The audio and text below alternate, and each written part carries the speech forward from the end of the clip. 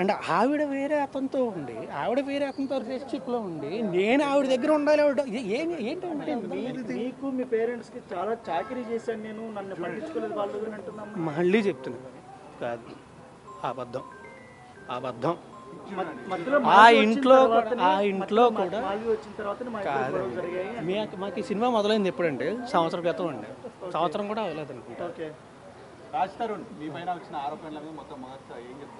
అదే చెప్తున్నానండి. మీరు అంత గట్టిగా అడిగితే భయం వేసిందండి. సార్ లావణ్య ఎలా పరిచయం సార్ మీకు? ఎక్కడ పరిచయం? నాకు హైదరాబాద్ కాదండి, నాకు నిజంగా వైజాగ్లో ఉన్నప్పుడు నాకు వైజాగ్లో ఉన్నప్పుడు నాకు ఫేస్బుక్లో పరిచయం అండి. హైదరాబాద్ వచ్చింది. సరే వెళ్ళిపోతాం. నాకు వైజాగ్లో పరిచయం అండి. హైదరాబాద్ వచ్చిన తర్వాత ఇనీషియల్గా నేను ఒక దీనికోసం వచ్చినప్పుడు, సినిమా గురించి వచ్చినప్పుడు, హైదరాబాద్ వచ్చినప్పుడు ఇనీషియల్గా అప్పటి నుంచి పరిచయం అండి నాకు.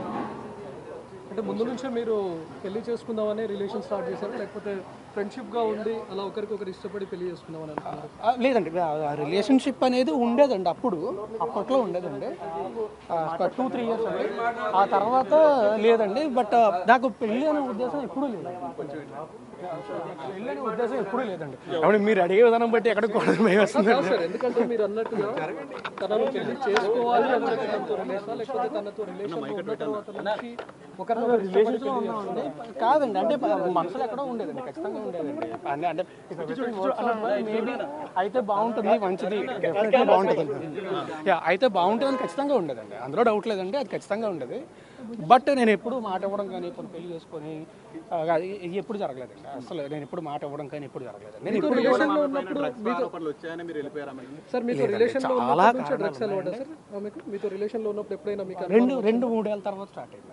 అంటే ఆమె మీకు కూడా తీసుకొని వచ్చానని చెప్పింది, ఒకసారి చెప్పింది. ఏమంటే నేను నా జీవితంలోని నేను ఈ రోజు దాకా ఎప్పుడు డ్రగ్స్ ముట్టుకోను.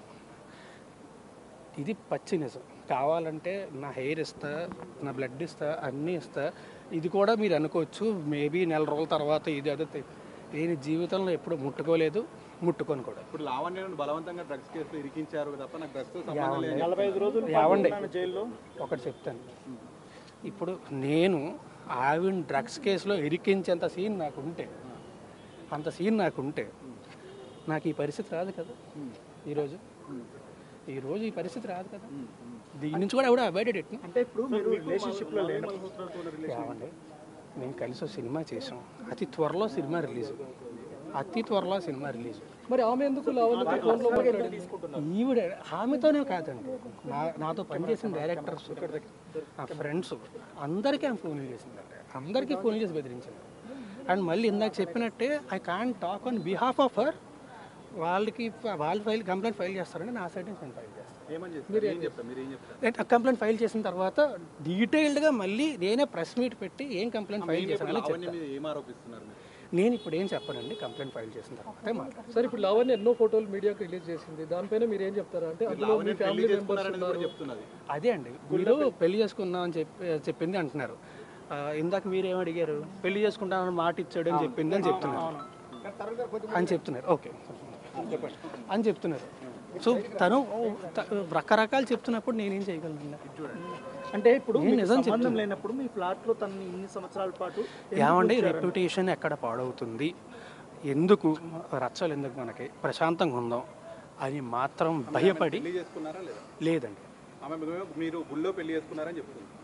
ఏమండి, అదే అంటున్నా, మీతోని మేము పెళ్లి చేసుకుందామని చెప్పింది, ఈయనతోని పెళ్లి చేసుకుంటానని చెప్పి మోసం చేశాను అని చెప్తుంది.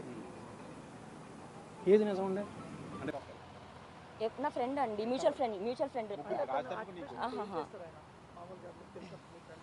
సో ఏవండి, వరలక్ష్మి టిఫిన్స్ కేసులో అతను A11 ఉన్నాడు, నేను A9 ఉన్నాడు, నేను A11 ఉన్నాను. మేము ఆ కేసు గురించి మాట్లాడడానికి మాత్రమే, మా ఫైట్ లీగల్ది మాత్రమే.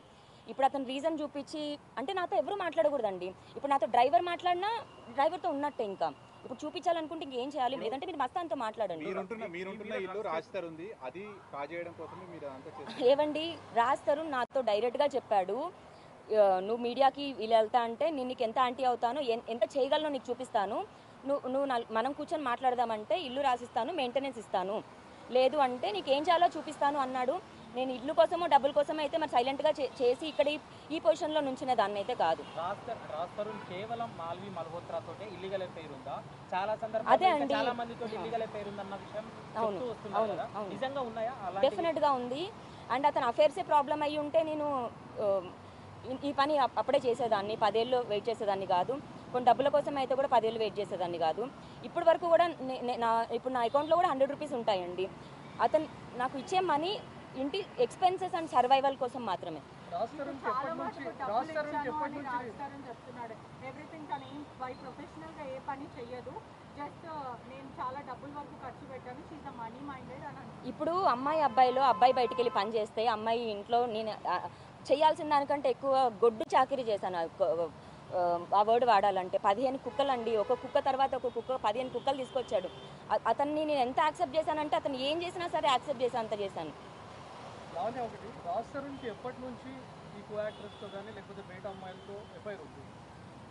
సో టు బీ హానెస్ట్ అంటే నాకు ఇంత జరిగాక నా లైఫే రోడ్డుని పడ్డాక నేను ఏది దాచుకోదలుచుకోలేదు. లవర్ సినిమా నుంచి స్టార్ట్ అయిందండి, 2017-18 అనుకుంటా.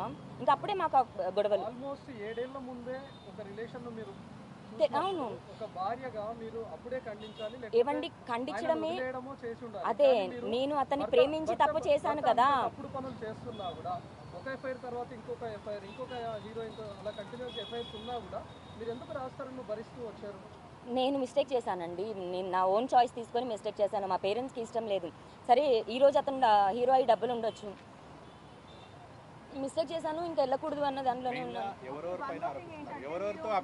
స్క్రీన్ షాట్స్ పంపించారు. ఏదైతే మే 11th నుంచి 10th నుంచి 12th వరకు వాళ్ళిద్దరు ఒకటే హోటల్లో ఉన్నారు. దానికి మాల్వి మనతో ఒక కమెంట్ చేసింది, నేను అప్పుడు చెన్నైలో ఉన్నాను అని, మీరు షూటింగ్ చేస్తున్నాను అని. మరి చెన్నై పార్క్ స్క్రీన్ షాట్స్ మీరు మీడియాలో రిలీజ్ చేశారు. దానికి మీకు ఇంకేమైనా ఆధారాలు ఉన్నాయా మీ దగ్గర? అలా ఒక్క రోజువి కాదండి, 1 year నుంచి ఉన్నాయి నా దగ్గర. అవన్నీ ఫేక్ అని అంటుంది. ఒక్కసారి మీరు ఒక కాల్ చేసి అడగొచ్చు కదా ప్లీజ్. అంటే ఎవరికి? హోటల్కి చేయండి ప్లీజ్, ఇక్కడ నుంచి ఒక కాల్ చేయండి. చాలా మంది హీరోయిన్లతో అతనికి అఫైర్ ఉంది అంటున్నారు. ఎవరెవరితో మీరు చూసారు? ఎవరెవరు అది ఏం చెప్పారు? నాకు కన్ఫర్మేషన్ ఉండి చెప్పిన పేర్లు అండి. కానీ మరి మళ్ళీ ఇప్పుడు ఇందులో వాళ్ళ పేర్లు చెప్పానని మళ్ళీ వాళ్ళు ఇంకో కేసు వేస్తారో మరి ఏమో నాకు తెలియదు. మీకు తెలిసిన మీరు చెప్పండి, ఎస్ ఆర్ నో నేను చెప్తాను. లావణ్య గారు, మాల్వి మల్హోత్రా మీరు ఎట్లయితే వార్నింగ్ ఇచ్చారో అదే విధంగా గతంలో ఎవరికైనా ఇల్లీగల్ ఎఫైర్ ఉన్న సమయంలో వాళ్ళకి మీరు ఇలాగే కాల్ చేసి వార్నింగ్ ఇచ్చారా? అంటే చాలా మందికి నేను ఉన్నానని తెలియదు కదండి. ఇప్పుడు నేను ఉన్నానని తెలిస్తే అంటే సాటి ఆడదైతే తెలిసైతే రాకూడదు కదా. ఒకవేళ నేను లేనని తెలిసి వస్తారేమో అన్న దగ్గర, లేదా ఇంటెన్స్ అవుతుంది అన్న దగ్గర నేను ఖచ్చితంగా చేసి చెప్పేదాన్నండి. మీరు ఎవరెవరి పేర్లు చెప్పదలుచుకున్నారు చెప్పండి. లవర్ ఇది అని చెప్పానండి. అండ్ ఆ అమ్మాయికి నేను చెప్పాను వద్దు అని, షీ స్టాప్. ఒక 6 months 1 year మాట్లాడుకున్నట్టున్నారు. And then she stop. దాని తర్వాత ఇద్దరు లోకం ఒకటే సినిమా అమ్మాయితో. అండ్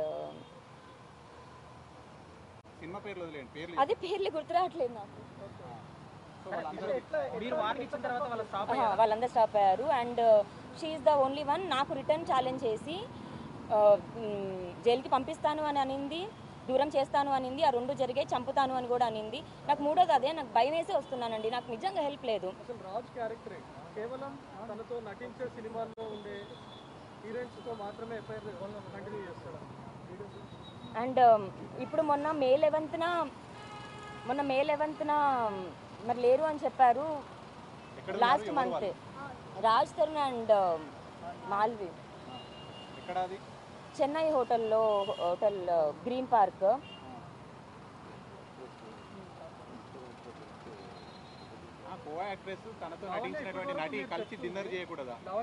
ఏవండి కరెక్టే. ఇప్పుడు వాళ్ళ సినిమా అయిపోయిందండి, 1 year అవుతుంది సినిమా అయిపోయి. ఇప్పుడు ప్రమోషన్స్ అన్నది ఇప్పుడు స్టార్ట్ అయింది. 1 year నుంచి కో యాక్టర్స్తో డిన్నర్ చేయకూడదా అంటే మరి అదే మాల్విని చెప్పమనండి.